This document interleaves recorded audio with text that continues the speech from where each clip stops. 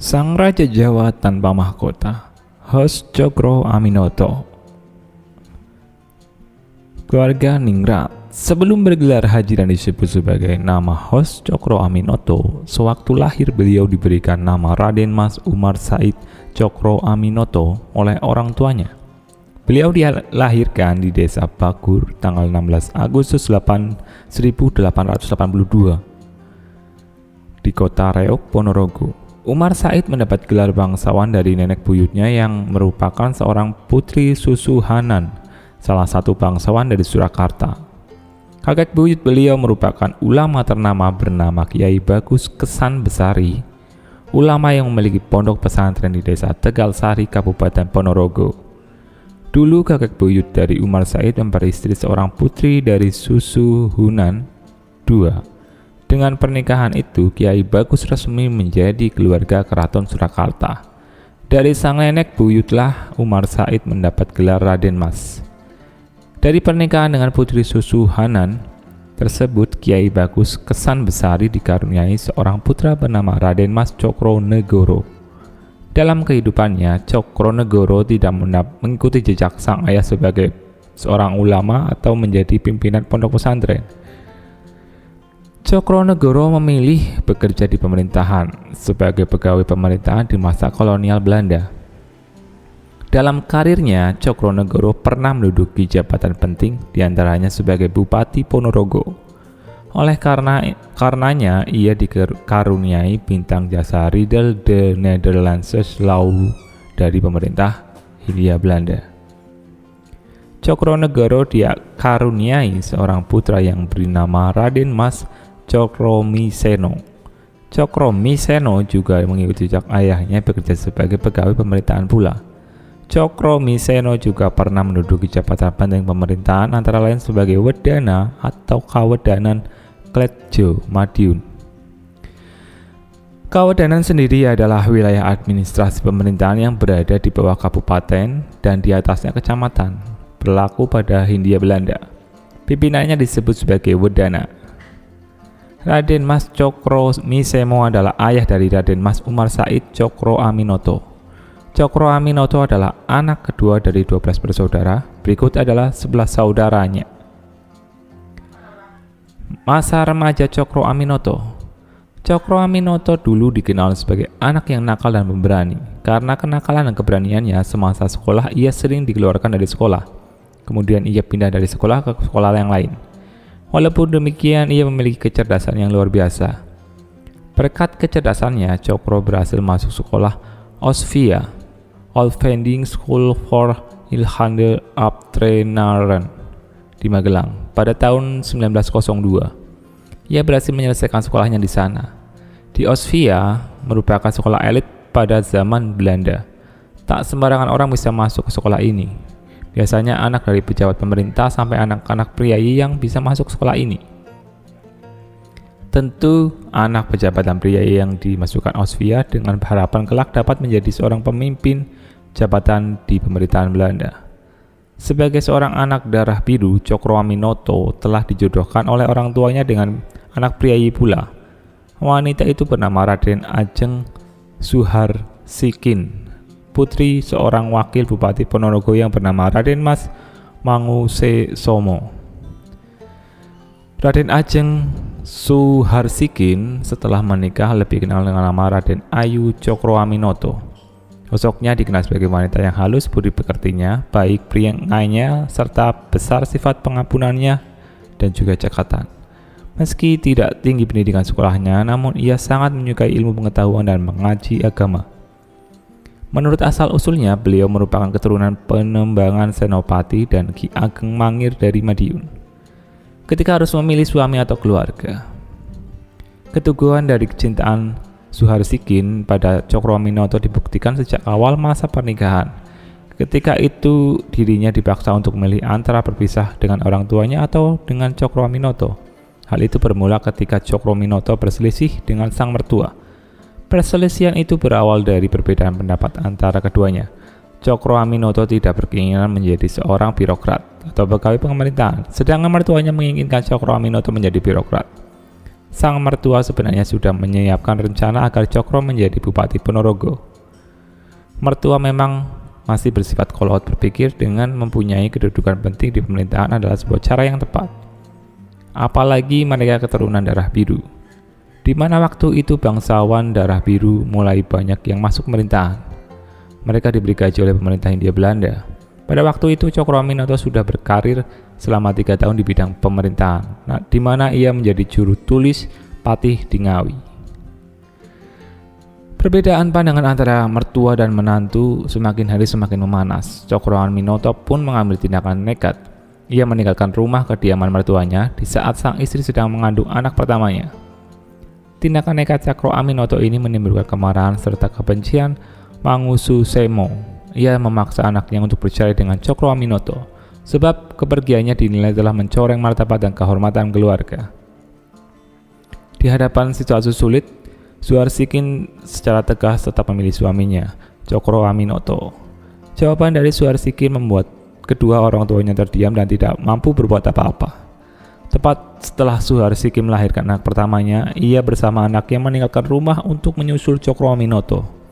Namun beberapa waktu berselang ia berhasil ditemukan oleh pesuruh ayahnya yang menyusul untuk memintanya kembali. Ia pun kembali ke rumah orang tuanya bersama Cokroaminoto tetap berada di perantauan. Menjadi kuli di Semarang. Tak pernah terbayangkan seorang ningrat memilih menjadi kuli di pelabuhan Semarang. Hal itu dilakukan Cokroaminoto ketika sampai di kota Semarang. Pada waktu itu tahun 1905, untuk menyambung hidup di Semarang, ia tidak segan menjadi kuli bangunan di sana. Pengalaman yang tidak terlupakan mendorongnya untuk lebih memperhatikan kehidupan kaum buruh, baik buruh di perkebunan, kereta api, pengadilan, pelabuhan, dan sebagainya. Beliau juga mempelopori berdirinya Sarekat Pekerja yang bertujuan mengangkat harkat kaum buruh. Karena merasa sulit berkembang di Semarang, beliau memutuskan pindah ke Surabaya. Kemudian ia bekerja di sebuah firma yang bernama Kooi & Co., yang merupakan sebuah perusahaan di bidang perdagangan untuk membiayai sekolahnya. Di samping bekerja, beliau juga melanjutkan pendidikannya. Pada tahun 1907 sampai 1910, ia melanjutkan pendidikan di sekolah BAS atau Burgerlijke School, merupakan sekolah teknik sipil jurusan mesin. Setelah menamatkan sekolah di BAS, Cokroaminoto sudah tidak tertarik lagi untuk meneruskan pekerjaannya di perusahaan dagang itu. Kemudian ia berhenti dan bekerja selama 1 tahun. Pada tahun 1911 sampai 1912, ia sempat menjadi learning machinist atau juru mesin. Pada kurun waktu itu, kemudian ia mulai bekerja lagi di sebuah pabrik gula. Pabrik itu bernama Rogo Jamping, dekat kota Surabaya, sebagai seorang semiker. Semiker sendiri adalah istilah bahasa Belanda yang merupakan sebutan untuk kepala bagian giling di dalam pabrik gula. Di antara banyak pekerjaan yang pernah ia lakoni, pekerjaan yang sebagai jurnalistik yang paling disukainya. Beliau mengembangkan bakat dan kemampuannya dalam bidang itu. Dengan memasukkan tulisannya dalam sebuah surat kabar pada masanya, beliau pernah menjadi pembantu pada sebuah surat kabar di kota Surabaya, yaitu Suara Surabaya. Bakatnya itu semakin tampak jelas ketika kemudian hari ia menjadi pemimpin Sarekat Islam dan PSII, Partai Sarekat Islam Indonesia, di mana ia mampu menerbitkan sebuah surat kabar harian dan mingguan serta majalah, yaitu surat kabar Utusan Hindia, surat kabar Fajar Asia, majalah Al-Jihad. Ia mulai menyadari fungsi utama dari surat kabar dan majalah sebagai alat perjuangan. Dukungan penuh sang istri. Setelah cukup lama merantau, Cokroaminoto memutuskan untuk menetap di Surabaya dan membawa serta istri dan 5 anaknya. 5 anak beliau yaitu Siti Utari, Utjaro alias Anwar, Harsono alias Mustafa Kamil, Siti Islamijah, dan Sujud Ahmad. Walaupun dalam suasana sederhana, keluarga ini hidup harmonis dan bahagia. Sang istri Suharsikin memberikan dukungan moral yang besar kepada sang suami. Jika Cokroaminoto pergi, istri yang sederhana dan setia ini selalu mengiringi kepergian suaminya dengan sembahyang tahajud, puasa, berdoa untuk suaminya. Banyak orang yang mengakui bahwa ketinggian derajat yang diperoleh dan dimiliki Cokroaminoto sebagian besar berkat bantuan sang istri. Tak heran jika ada pepatah di balik suami yang hebat pasti ada wanita tangguh di sampingnya adalah benar adanya. Untuk membantu ekonomi keluarga, Suharsikin membuka rumahnya di kampung Peneleh untuk indekos para pelajar di Surabaya. Pelajar yang mondok di rumah Cokroaminoto waktu itu sekitar 20-an. Kebanyakan dari mereka sekolah di Mulo, Mir Oehen Lager Onderwijs, dan HBS. Pelajar yang mondok tersebut sudah menjadikan sosok Cokroaminoto sebagai guru, inspirasi dan teladan. Para siswa yang indekos waktu itu adalah Soekarno, Kartosuwiryo, Samun, Sampurno, Abigusno, Alimin, dan Muso. Mereka tidak hanya makan dan tidur di rumah Cokroaminoto, tapi juga sering diskusi baik dengan sesama teman maupun Cokroaminoto sendiri. Rumah Cokroaminoto ibarat wadah candra di muka yang terus menggembleng dan membangun ideologi kerakyatan, demokrasi, sosialisme, anti-imperialisme dalam mendidik anak-anak maupun mengatur para pelajar yang indekos. Suharsikin dan Cokroaminoto sangat disiplin meskipun tetap akrab. Untuk anak-anaknya sendiri diberi pendidikan dengan baik. Tidak hanya pendidikan duniawi tapi juga pendidikan agama, seperti mendatangkan guru untuk mengajar Al-Quran ke rumah. Sedangkan disiplin yang diterapkan untuk para pelajar yang indekos salah satunya sempat diceritakan oleh Soekarno sebagai berikut. Bu Cokro sendiri yang mengumpulkan uang makan kami setiap minggu. Ia membuat peraturan seperti makan malam jam 9 dan yang terlambat tidak akan dapat makan. Anak sekolah sudah harus ada di kamarnya jam 10 malam. Harus bangun jam 4 pagi untuk belajar. Dan main dengan gadis-gadis itu sangat dilarang. Memang rata-rata penghuni kos adalah murid laki-laki waktu itu. Sehingga cara main peraturan perempuan sangat dilarang oleh Bu Cokro. Ikut dalam pendidikan Sarekat Islam.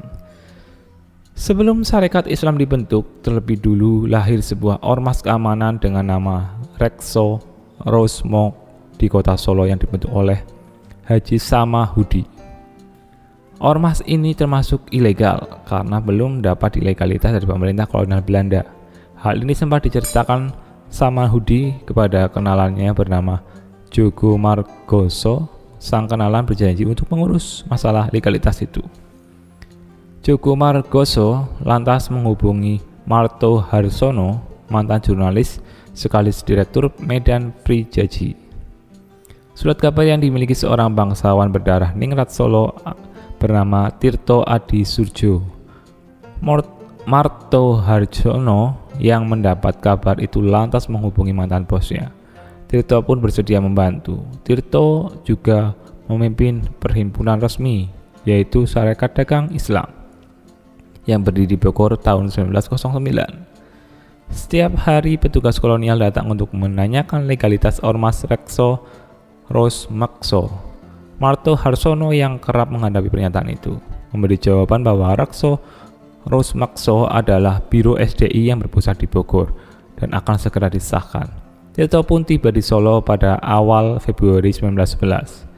Ia pun mulai merumuskan ADART Rekso Rumakso pada tanggal 11 November 1911. Reksa Roe Makso resmi menjadi bagian dari SDI Cabang Surakarta dengan ADART yang diteken langsung oleh Tirto Adi Surjo selaku Ketua Dewan Umum Pengurus Pusat. Haji Samahudi membentuk organisasi itu sebenarnya untuk melawan demonasi pedagang keturunan Tionghoa di Solo yang juga memiliki organisasi bernama Kongsing. Akibat persaingan dagang sering terjadi pertikaian antara Kongsing dengan Rekso Rumakso. Persaingan merembet ke perkelahian kerap berlangsung di jalan kecil, Lawean, dan pusat perdagangan kota Solo. Reksa Rumakso pada masanya juga melakukan boikot massal terhadap perusahaan dan produk peranakan Cina. Anggota Reksa Rumakso mencatat menembus 35.000 orang pada Agustus 1911. Semakin besar jumlah anggota dan pengaruh SDI membuat Sumahudi ingin lepas dari bayang-bayang Tirto Adi Surjo. Mulai muncul konflik internal, hingga Samahudi dan Tirto mulai pecah kongsi. Sadar diri kurang bagus dalam berorganisasi, Samahudi merangkul pria kaum muda berotak cemerlang bernama Umar Said Cokroaminoto. Cokroaminoto yang berada di Surabaya dipanggil ke Solo untuk merumuskan ulang ADART rumusan Tirto Adi Surjo. Cokroaminoto pun menyarankan agar SDI berganti nama jika ingin lepas dari Tirto Adi Surjo. Cokroaminoto mengusulkan nama SDI berubah menjadi Serikat Islam. Kata dagang membatasi ruang gerak organisasi tersebut.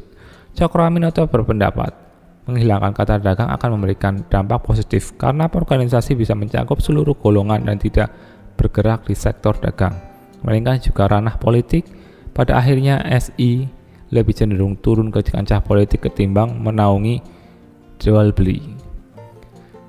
ADART rumusan Cokroaminoto selesai pada 14 September 1912, dikirimkan ke pemerintah Belanda untuk mendapatkan pengakuan resmi. Sarekat Dagang Islam resmi punya nama baru Sarekat Islam. Berkat Cokroaminoto, SI berkembang pesat.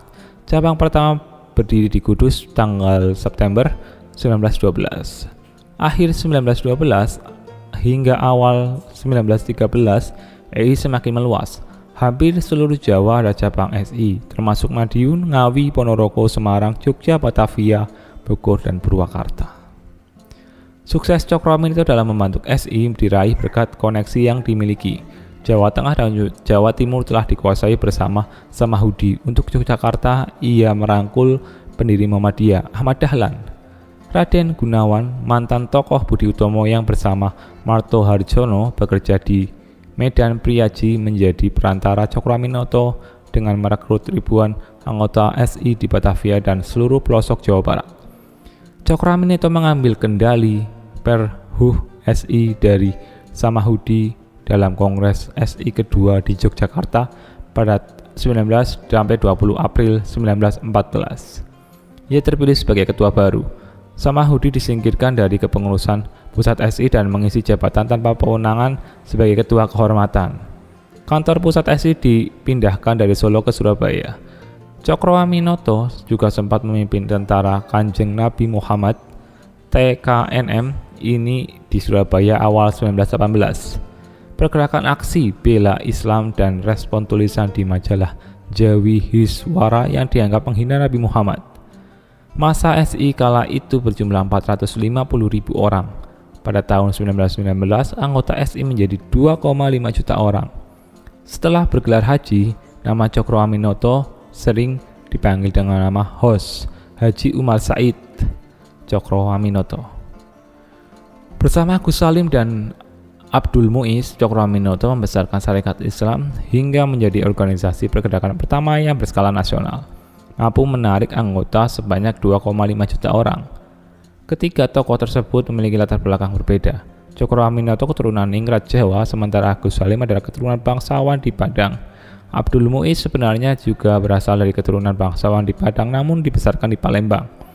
Ketiganya menjadi tiga serangkai pejuang Islam yang amat disegani. Cokroaminoto pun mendapat julukan Raja Jawa tanpa mahkota dari pemerintah kolonial karena aksinya mampu menghimpun banyak massa, di mana setelah Perang Jawa usai di bawah pimpinan Diponegoro, tidak ada lagi sosok pemimpin Jawa yang mampu membangkitkan semangat perjuangan rakyat pada masanya. Bukan dengan bambu runcing atau mengoyak senjata serta pedang, Cokro bergerak melalui organisasi dan juga surat kabar, menjadikan pergerakan baru di era modern yang berhasil menyatukan seluruh orang di Jawa. Tak berlebihan jika beliau dijuluki sebagai Raja Jawa tanpa mahkota.